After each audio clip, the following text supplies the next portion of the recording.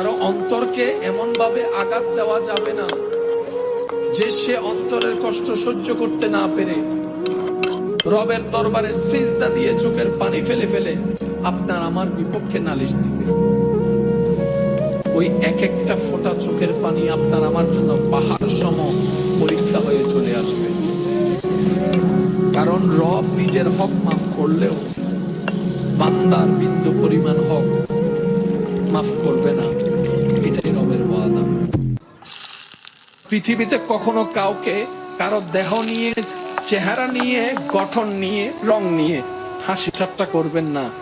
কে দেখতে কেমন, তার রবের তাকে যেমন দেখতে সুন্দর লেগেছে তার রব তাকে তেমনই বানিয়েছে। সুবহানাল্লাহ। যার চোখে, আপনার চোখে, আমাদের চোখে যাকে অসুন্দর লাগে, রব যদি বলে আমার বান্দার আমি যেমন মন চাই তেমন বানাইছি, তুই বলার কে?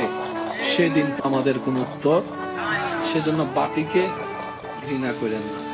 এমন ভাবে কখনো কোনো মানুষের সাথে কথা বলবেন না সমাজে, পরিবারের সবার সামনে যে কথাটা শোনার পর তার এখানে আঘাত লাগে, মাথাটা নিচু হয়ে যায়, হাসি মুখটা মলিন হয়ে যায়। মনে রাখবেন, 1000 বছরের ইবাদত এই 1 সেকেন্ডে আল্লাহ নষ্ট করে দেয় যখন বান্দার মনে অন্যায়ভাবে আঘাত দেওয়া হয়। আল্লাহ আমাদের সবাইকে নেক পথের জীবনের সাথী হয়ে চলার তৌফিক দান করুন।